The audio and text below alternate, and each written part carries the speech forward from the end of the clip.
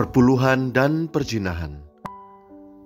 Celakalah kamu, hai ahli-ahli Taurat dan orang-orang Farisi, hai kamu orang-orang munafik, sebab persepuluhan dari selasih, adas manis, dan jintan kamu bayar, tetapi yang terpenting dalam hukum Taurat kamu abaikan, yaitu keadilan dan belas kasihan dan kesetiaan. Yang satu harus dilakukan dan yang lain jangan diabaikan. Matius 23 ayat 23. Perpuluhan atau persembahan 1/10 dari penghasilan menjadi polemik yang menarik. Persembahan persepuluhan telah menjadi perintah yang lazim, terutama di gereja yang beraliran Pentakosta. Ada apa dengan perpuluhan? Mengapa Yesus pada ayat bacaan hari ini marah kepada orang Farisi yang taat dan bahkan sangat detail memberi perpuluhan dari hasil ladangnya? Sejarah persembahan perpuluhan dimulai sebagai kewajiban yang dilakukan bangsa Israel. Hal ini dilakukan karena suku Lewi, salah satu dari 12 suku Israel yang tidak diperbolehkan bekerja dan bercocok tanam. Suku Lewi bertugas di Bait Allah dan bertugas mengurus berbagai masalah hukum dan sosial yang terjadi di tengah bangsa Israel. Perpuluhan adalah jaminan sosial yang diberikan 11 suku untuk suku Lewi, yatim piatu, dan orang asing. Ke-11 suku harus memberikan 10% dari hasil kebun dan ladangnya sebagai jaminan sosial, khususnya bagi suku Lewi.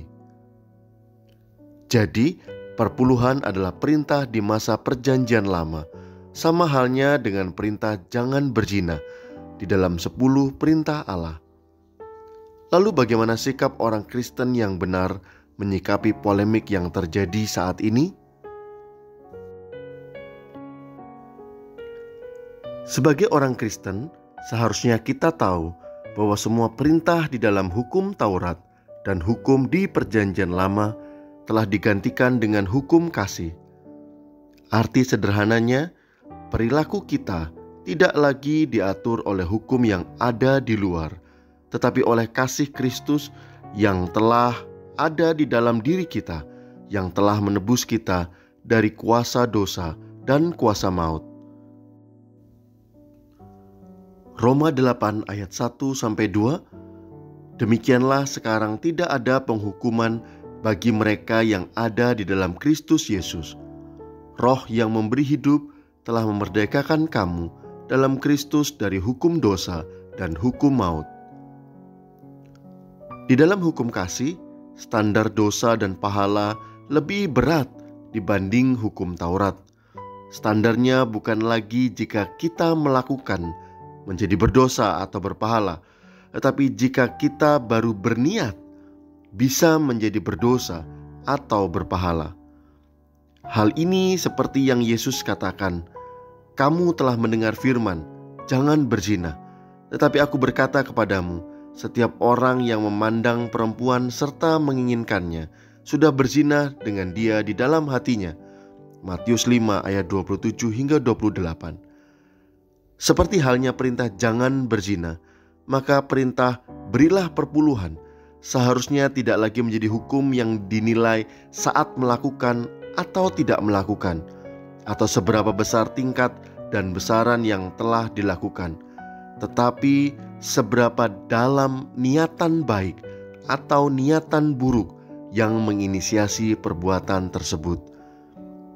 Jadi kesimpulannya, apakah secara khusus dan masif berzina perlu dilarang? Atau memberi perpuluhan secara khusus dan masif perlu diperintahkan? Yang kemudian lebih afdolnya, larangan dan perintah ini disertai dengan berbagai ancaman, hukuman, dan janji manis pahala.